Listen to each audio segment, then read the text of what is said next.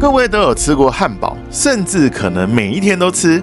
但是你知道吗？这个美味的食物名字呢是来自于这里——德国汉堡，一座欧洲著名的港口城市。这里不是只有汉堡的发源地，还是欧洲吞吐量最大的港口之一。但是问题来了，为什么汉堡的代表美食反而不是汉堡呢？这里到底有什么能够让全球的旅人都为之惊叹？今天就让我们一起揭开这座城市的真正魅力。德国汉堡比你想象的还要精彩。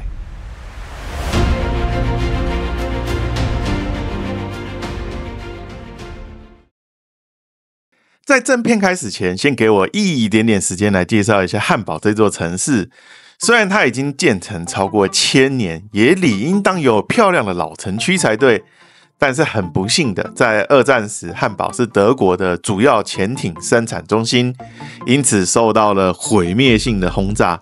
城市的大部分呢都被夷为了平地，所以现在所看到的汉堡市区几乎都是重建回来的。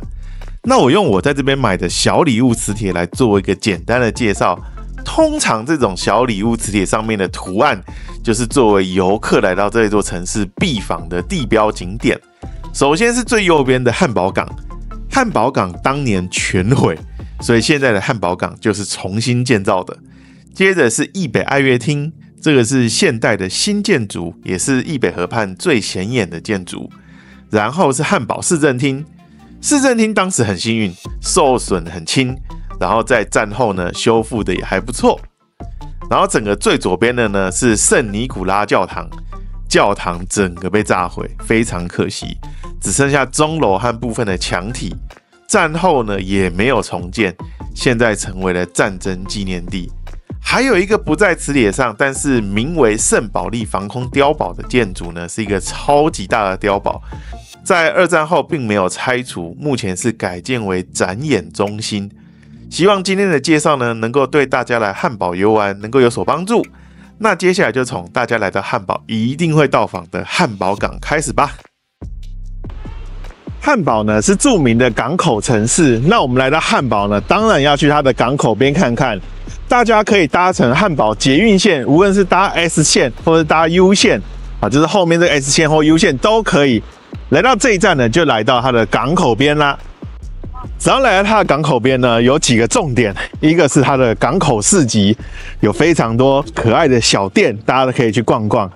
第二个重点呢，是我后面的这个，很像是古塔楼的这个是什么呢？这个是海底隧道的入口。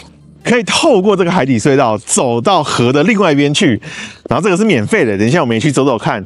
当然还有最重要的是要来吃它这边的美食，这边有超级大的鲜虾堡，等一下我们就第一站先来去它的美食鲜虾堡那边去看看，那到底有多好吃。因为我是冬天来，天气比较不稳定，但是整个汉堡港在有阳光的时候是非常漂亮的。可以看到河的对岸有各种起重设备跟货柜，就能说明汉堡是德国最大、欧洲第3大的港口。除了货柜码头呢，这里当然也有非常多的渡轮码头，有大大小小的船只呢，透过水路开往汉堡的4处。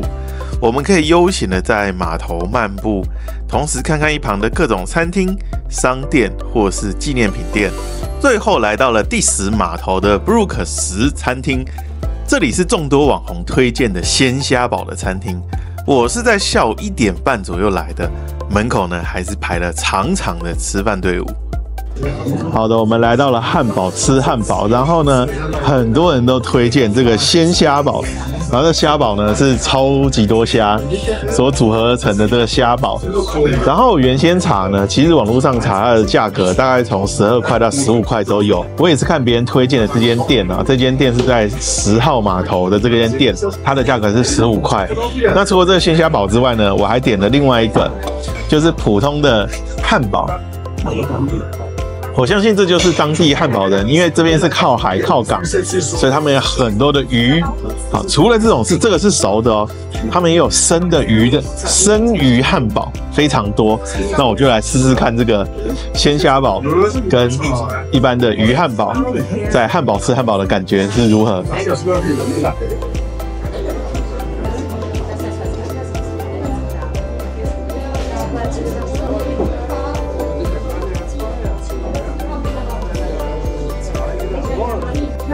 好的，我必须要说这个鲜虾堡的，就像我们的虾仁，大家去买虾仁回来烫熟之后，把它弄冰，然后因为这个中间的这虾仁呢，全部都是冰的，夹入硬面包之中，这个是硬面包，你像那种法国的面包那种硬面包，夹入硬面包之中，就是出现了这个堡。说实在，我个人觉得，另外一个就是我太太点的。一般的鱼堡好吃很多，所以当然了，真的是旅行，就是来了都尝试看看，也蛮有乐趣的。因为上次那个虾汉堡啊，有点太可怕了，就是虽然它是好吃的，也很特殊，那我就去询问了在地人呢，平常在吃的汉堡长什么样，于是我就找到了一份平常在吃的汉堡。那这个肉啊，它的面包呢是很硬的硬面包，然后肉超大块，根本快要包不住了，就是超大块的肉，然后配硬面包。当然，除了这个汉堡之外呢，他们还有薯条跟热狗。他们其实平常并不一定会加热狗，他们大概就是薯条加汉堡加喝的东西就会成为一餐，或者是热狗加薯条加喝的东西，啤酒啊、可乐啊就会成为一餐。那我是比较贪心啦，我是都点了。那这样子一份都点的餐呢，一共是13欧。吃过鲜虾堡之后呢，带大家到一个不用钱又漂亮的景点，就是易北河畔的易北爱乐厅。我们可以用坐公车或是捷运的方式过来，或是从鲜虾堡的第10码头走25分钟左右过来，吃饱走路消化也不错。易北爱乐厅非常大，非常显眼，我相信你一定不会找不到它的。好的，现在在我身后的呢是著名的易北爱乐厅，它也是汉堡2个可以登上去之后俯瞰整个汉堡市的景点的其中之一个。然后要进入这个易北爱乐厅呢，有2种方式，一种方式呢是线上预约，但线上预约呢是要钱的。另外一种呢就是有没有看到后面有一群人在排队？这个是现场领票的，现场领票排队的呢是不用钱的。那接下来呢，赶快来去排队吧。Two person. Thank you, thank you.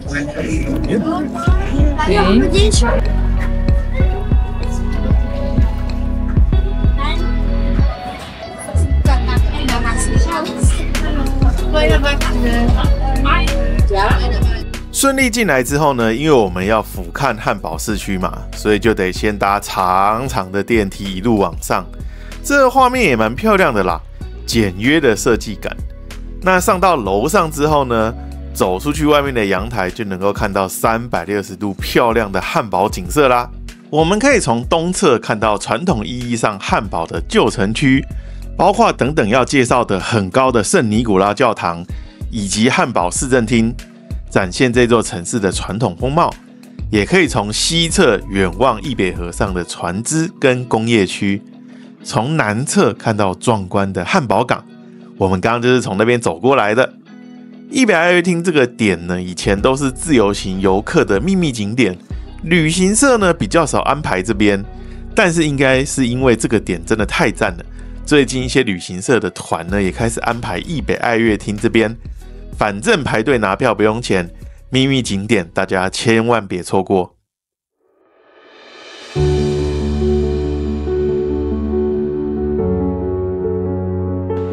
各位观众，在我们身后的呢，是在德国汉堡的圣尼古拉斯教堂。如同各位所见，圣尼古拉斯教堂它非常的高，非常的大，它曾经一度是世界上最高的建筑。这座教堂的历史呢，可以追溯到12世纪，原本是献给圣尼古拉斯，也是海员的守护神的一座教堂。现在这座教堂呢，在2战的时候的汉堡大轰炸中被炸毁，只剩下尖塔以及部分的结构得以保存。然后它也并没有被重建，现今呢被作为一个纪念性的遗址，提醒人们2战对于城市和人民的影响。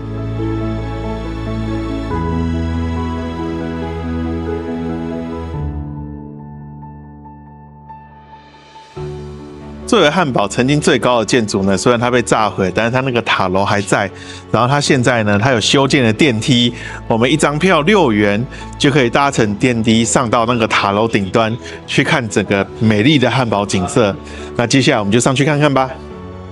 其实汉堡的主教座堂并不是目前参观的圣尼古拉教堂，汉堡的主教座堂在西元1805年就被拆除了。然后通常我怕大家无聊啊，所以不会在一期节目中介绍那么多的教堂，就只会介绍我觉得最特殊的那一座。所以这次就选定了战争遗迹的圣尼古拉教堂来介绍啦。如果各位还有相关的信仰啊，汉堡其实有4大教堂可以去逛逛，分别是圣米迦勒教堂、圣彼得教堂、圣雅各教堂跟圣凯瑟琳教堂。那如果你对于这种教堂类型的战争遗迹也有兴趣的话呢，可以再去参访柏林的威廉皇帝纪念教堂。这个我在柏林的那一期节目中有介绍过，也是被炸到只剩下钟楼，而且没有重建的战争遗迹。现在的圣尼古拉教堂除了可以搭电梯上来俯瞰汉堡的景色以外呢，还有一个地下博物馆展示当年的资料，包括当时完好的教堂模型长什么样，还有当时被轰炸整个教堂起火燃烧的惨况，甚至是当时被什么炸弹来轰炸的，都有做相关的文物保存。当然啦，最重要的这边也有厕所，所以这座教堂真的是值得来逛逛。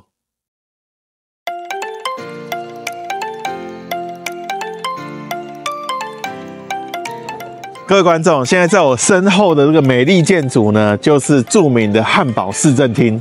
汉堡市政厅采用了华丽的新文艺复兴风格，它的楼高呢有122米高，也是非常高的建筑。市政厅内啊拥有467间的房间，比伦敦的白金汉宫还要多。然后它的正面呢有20座雕像，这20座雕像呢分别代表了历代的德国皇帝的雕像，非常非常的壮观。它这里面是可以花钱进去听导览的，但因为我来的这一天呢是星期六，我找不到它那个导览的入口啊，所以我就放弃了，就在外面走走拍拍。那汉堡市政厅呢，其实也见证了德国统一的很多重要历史事件。因为汉堡这里啊，其实非常接近东德，所以当时很多东西德统一的相关的合约、相关的条件，都是在这个市政厅里面谈成的。好，最后再讲一个有关汉堡市政厅的小故事呢，是在1945年的时候，纳粹的军官就是在这个汉堡市政厅跟英军投降的。然后每周五的中午12点呢，汉堡市的警察乐队也会在这个汉堡市政厅的前面演出，说是为了给市民的愉快周末做一个开始。下一个要介绍的景点呢，是 ChatGPT 推荐的景点，需要搭一段捷运才能过去，是2024年新开放的秘密景点。我看了还很少人有介绍。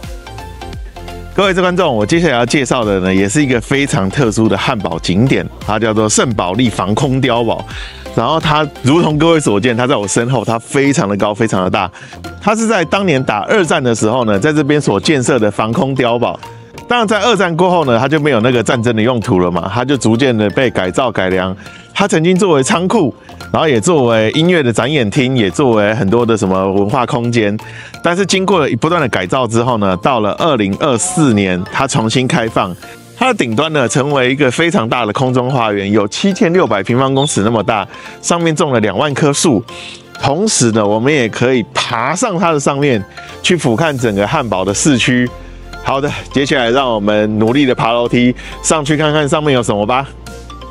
第2次世界大战的时候啊，汉堡是德国的第2大城市，也是最大港，也是造船厂。由于汉堡的特殊性啊，所以在1943年，盟军对汉堡进行了大规模的轰炸行动。当时除了炸弹，还有使用所谓的燃烧弹，就像我在本期影片开头所说的，所以整个汉堡的老城区几乎被烧个干净啊，全部被夷为平地。光是一个晚上，我查平民的死亡人数就达到3万人以上，几百几千人是躲在防空洞内被炸死、被烧死。当时的圣保利防空碉堡成了众多汉堡市民的避难所，虽然没有办法拯救所有的汉堡人，但是一座碉堡就能够救大概2万个平民。在二战过后，英美法也曾经尝试的要拆除这座碉堡，但是因为它真的被建得太坚固了，所以后来就放弃了。现在它成为了市民的绿化城市地标，也成为了我们这种观光客的私访景点。我也不知道爬了多少阶，总之我真的是一路一直往上爬，一直往上爬，应该爬了20、30层楼应该有吧。然后我没想到最上面居然是一片大草皮。当然也种了很多树啊，这个真的是一个名副其实的空中花园。然后爬楼梯上来是不用钱的。我刚刚走到一半的时候发现，好像也有电梯可以搭，或许我下去的时候就搭电梯看看。然后上面景色呢真的是非常非常棒，因为这个建筑真的非常高，它比左右的建筑都还要高非常多，所以其实左右的建筑完全不会遮蔽到它。好，它可以看得非常远，从这边可以看到汉堡的港口，也可以看到中央车站，也可以看到比较内陆的地方，是一个视野绝佳的场所。推荐大家，这是2024，也就是去年才开放的景点，还非常的不为人知。大家有机会的话呢，能免费来这边走一走，锻炼一下自己的腿力。趁着节目最后呢，我再来推荐一个相对旅行社不太会安排的秘密景点吧，就是在汉堡港边的义北人行隧道。从一开始介绍的捷运站出来之后呢，右转走到底就能够看到这个隧道的入口，然后搭电梯下到地底的深处。这个电梯是有专门的人负责操控的，我们只要进到电梯内等一下，操控的人呢就会自动帮我们处理。隧道内部呢则是覆盖着黄色跟绿色的陶瓷砖，墙上还装饰着鱼类啊或是螃蟹等海洋相关的浮雕，增添了相关的历史韵味。隧道一共长426公尺，非常适合吃饱饭到这边来走一走。无论你是历史的爱好者，或是摄影爱好者，还是想要寻找不同角度来欣赏汉堡这座城市，这个义北人行隧道都是不可错过的景点哦。好的，我从我们今天最后一个景点圣保利防空碉堡上面走下来啦。那也借着圣保利防空碉堡作为背景，我们来给汉堡做一个简单的小总结吧。我们来到汉堡呢，吃了最道地的虾汉堡，同时也去参访了汉堡市政厅，也去参访了因为二战而被破坏的圣尼古拉教堂。当然也去走过了100年的隧道，也去了义北爱乐厅，最后来到了这个圣保利防空碉堡。汉堡呢，并不仅仅只是德国的最大港而已，它是融合历史、文化、美食以及交通便利，每一个角落都能够得到惊喜。不晓得各位最喜欢今天介绍的哪一个景点呢？又或是你曾经到过汉堡，你最喜欢的景点呢？都欢迎在下方留言告诉大家。那我们这期的影片就到这边啦，希望大家会喜欢。我们下一期影片见，拜拜。